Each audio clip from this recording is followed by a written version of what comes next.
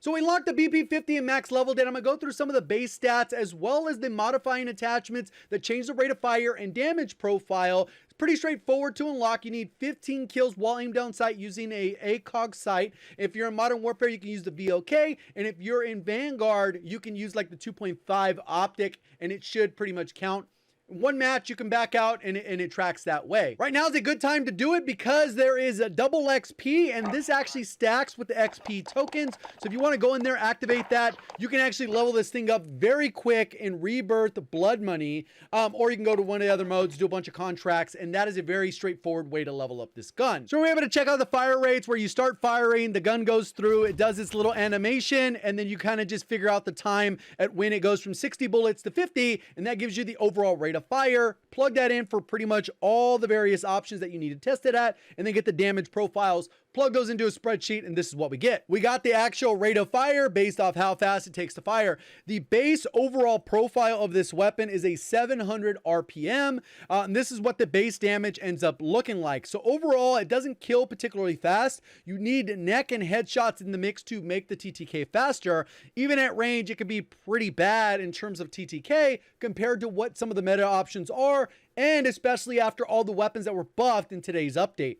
You can see that I went through, tested the recoil booster, the individual barrels, and then the individual barrels with recoil booster. So if you want to kind of modify that out, you can kind of see how it works with the headshot mag, where it actually boosts your headshot significantly, can actually impact the shots to kill. Same thing with over here with the neck and chest. You can see how it modifies that damage profile from 26 up to 31, actually giving you a chest shot multiplier and lowering those shots to kill from 12 down to 10 if you're able to hit a lot of those shots. Even at that point, that the TTK isn't particularly strong or special. It's kind of middle of the pack, relatively easy to use. There's an initial kick at the beginning. It makes it a little bit tricky.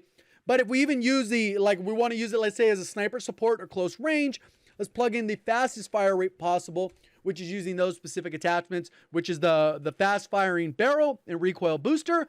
We can actually get these values right here, which you can see up close isn't particularly special. And that's okay. It just means that like it's usable, but you don't want to get caught using up close against other SMGs that are supposed to dominate at those close range. So since it doesn't excel at one particular category, it makes it kind of hard to actually kind of build a class, in my opinion, because if we go for long range, it doesn't really kill all that fast. So you can't really use any of these. You don't want the slower fire rate, which is going to slow down your TTK. So you kind of go without a barrel if you're going to use this for long range.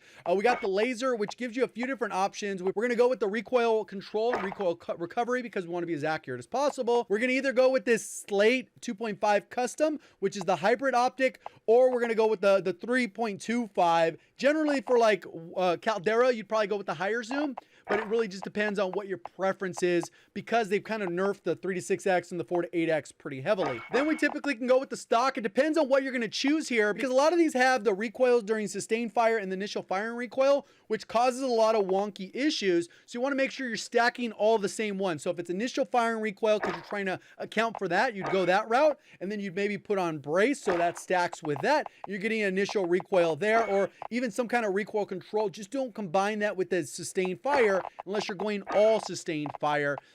We got fully loaded, pretty straightforward there. And then we can go with the hatched, which is a pretty straightforward for recoil control, and this will be the initial recoil. And then that kind of brings us to the magazine and ammunition. You're probably going to go with the 60 if you're using it in a standard way. Another build for this is more of a strafe build, and you can kind of see it right here. We got recoil booster, this quart barrel, and pretty much everything's geared towards aim down sight, strafe speed, mobility. So it can be a little bit harder to use depending on your skill level. And we can see right here, we're using the hip fire, so we can actually hip fire and strafe with that. And we got the remove stock, which helps a lot of stuff. Tight grip for the recoil, on hand for the better aim down sight, or you can go fully loaded if you want to go ahead and get that right off the bat, not have to worry about your rifle ammo. Then we got grooved, which is helping with recoil, but also ADS firing move speed, which again is that strafe speed. 50 round mag, which we already talked about, because of the consistency and the damage, it will help lower that TTK. And then you can either go lengthen or subsonic, and this one you'd more like an SMG sniper support, and then you combine that with a sniper, obviously, in that particular case. Let me know how both of those go. Appreciate all spoiling content. Thank you for watching. As always, have a great day.